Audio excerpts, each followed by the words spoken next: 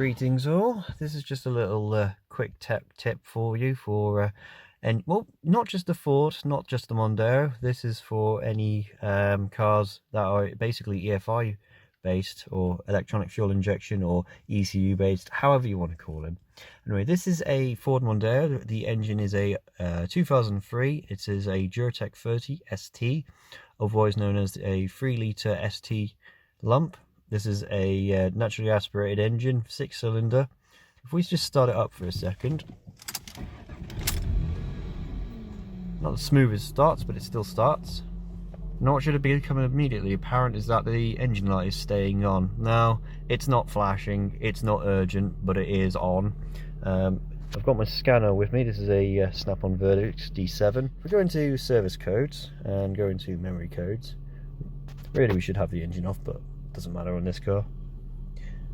Now there's a lot of them actually. Heated O2 sensor malfunction, slow response, evaporated emissions control, not all OBD checks are complete, and my buttons won't go down. Lack of heated oxygen sensor 2 bank 1 switch indicates lean, and I'll come back to that one. Right, basically we've got multiple things, but they're all pointing to an O2 sensor. Slow response and heater circuit malfunction. I can't tell you which one at the minute. I haven't really done any diagnosis onto that.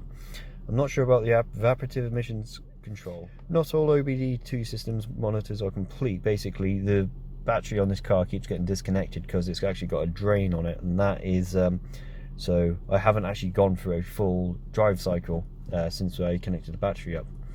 Anyway, I don't know if you can hear that, but I'll just let you listen to the engine for a little second.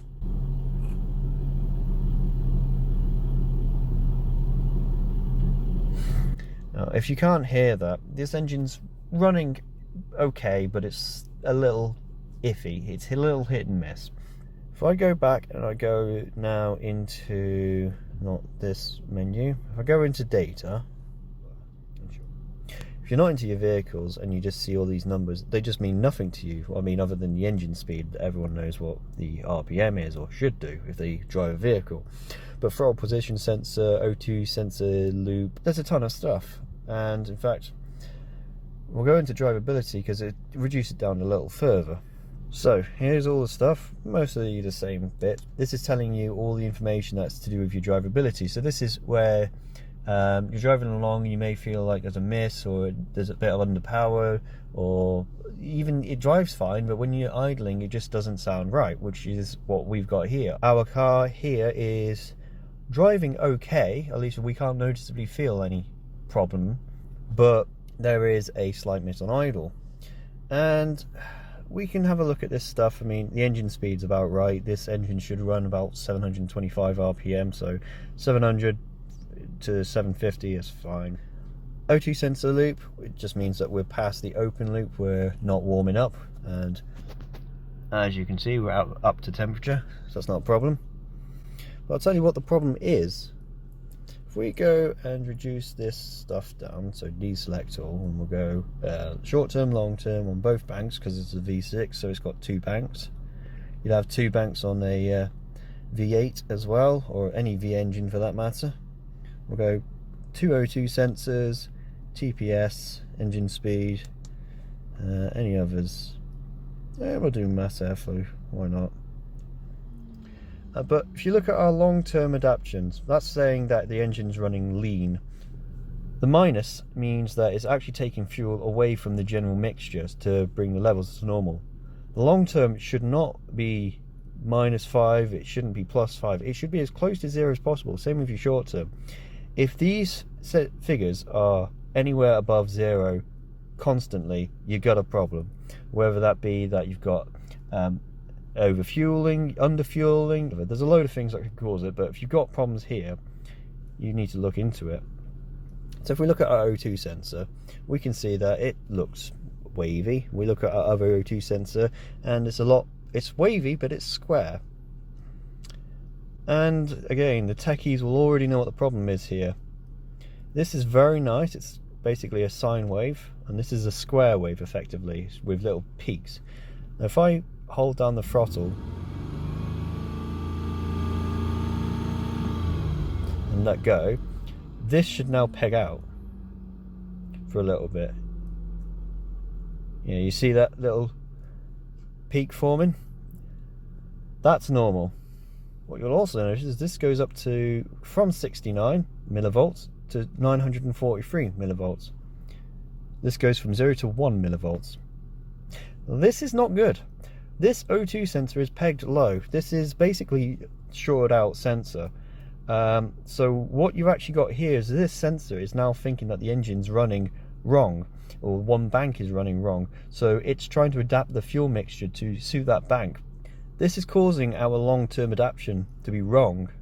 And the problem is with something like this, it seems to be running fine, other than the fact the camera's jittering all over the place. The problem is that when you've got a problem with the O2 sensors and general emissions, it doesn't necessarily mean that you'll notice it when driving. You've got to think that when you're dealing with vehicles, you're constantly modifying the amount of air that's going into the engine. The ECU has to be able to adapt, but the ECU doesn't determine necessarily how much fuel it needs to put into the engine just by the O2 sensors alone. It does that through a combination of things such as the throttle sensor and other O2 sensors such as your downstream and your upstream sensors, airflow sensors, because it always has a base value, so it knows what to do in any case. So with that said, I'm not feeling a noticeable issue other than, say, like, I put my foot down and it might hesitate or misfire. But seeing as this engine's quite powerful for this car anyway, it doesn't feel sluggish, it doesn't feel problematic. You wouldn't really think that this is an issue, and the trouble codes might lead you to believe something else. That's why you've got to see the sensors to tell you what's going on. They'll tell you everything that is a problem with this, with the engine, what's going wrong. When the engine is running, it needs to know what the air to fuel mixture ratio is before and after, and it knows how much fuel to add based on these values. So if you've got something that's saying that it's got no air, which is basically what this is doing, then the ECU thinks that, oh, we've gone up to 3 millivolts. The ECU thinks that it's running too rich, so then it'll pull the whole mixture down, and then it starts running lean.